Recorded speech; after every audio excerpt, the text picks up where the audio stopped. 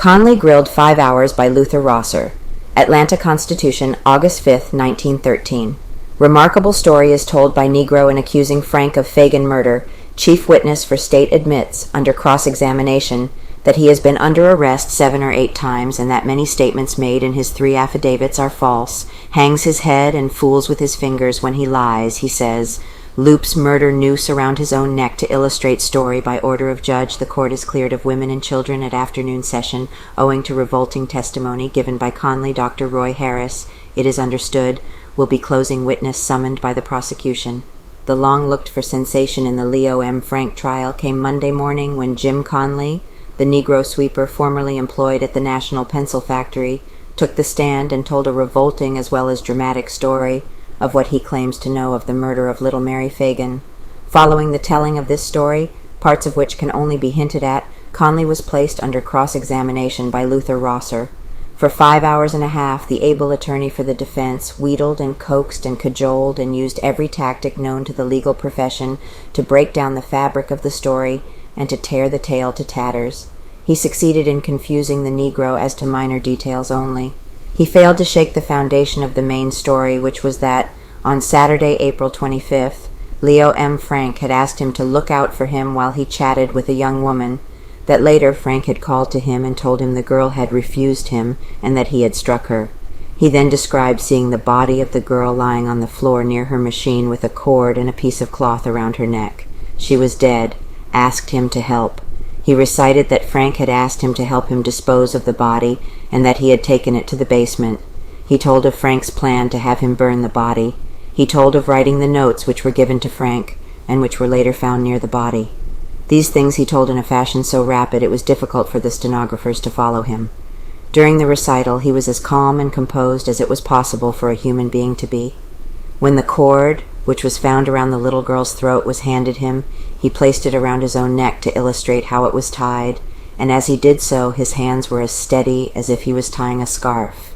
The story was one of the most remarkable that has ever been recited in the state of Georgia. On it the case of the state will stand or fall.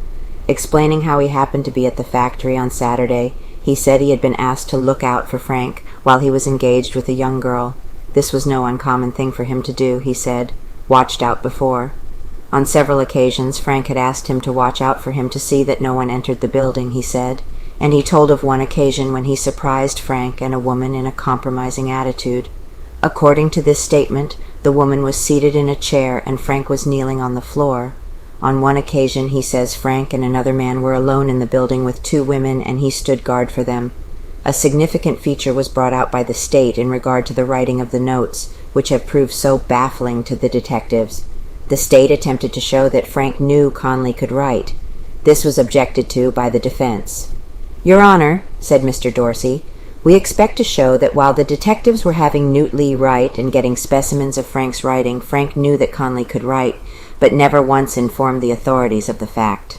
Will Conley stand up? Will Conley be able to stand up under the terrific crossfire of questions which will be hurled at him today? That is the question which occupied every mind when court adjourned at 5:30 o'clock Monday afternoon. Only a prophet could answer this question. Upon it depends everything." During the cross-examination, Conley admitted having been in jail 7 or 8 times, he could not tell how often. Conley's statement on the stand Monday differed in many essentials from the 3 affidavits he had made. He admitted quite frankly that he had lied in some of the statements he made in them, but he said that all 3 contained elements of truth. This morning at 9 o'clock, Conley will once more be placed on the stand, and it is safe to say he will be on the stand when court adjourns, unless the unforeseen takes place and he wilts and collapses under the white heat of the fire through which he must pass. Dorsey is pleased. When court adjourned Monday, Solicitor Dorsey expressed himself as pleased beyond expression with the way Conley had stood up.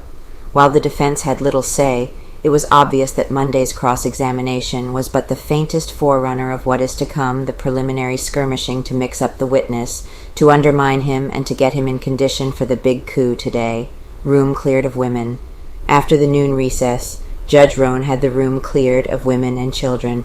There were fully 150 women and several small children in the room at the time, and they displayed the keenest resentment that they were not permitted to remain.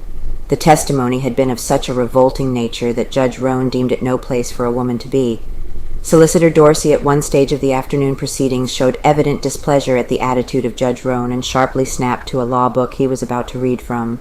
Judge Roan had turned to listen to a question addressed to him by someone seated by his side. The state will not close with Conley. Dr. Harris, whose illness prevented him from finishing his testimony last week, will take the stand as soon as he is well enough. It is understood that the state will endeavor to bring out much additional information as to the time of Mary Phagan's death. Conley taken to Tower. At the conclusion of Monday's proceedings, Mr. Arnold asked that Conley be taken in charge by the sheriff and placed in the Tower, where no one could see him or talk to him. William Smith, his attorney, asked that he be allowed to send him food. Judge Roan ordered that this be done, and he was removed to the jail in Chief Beaver's automobile. Just as he was leaving the courtroom, he asked a reporter for some cigarettes. He was not nervous and was apparently in good condition.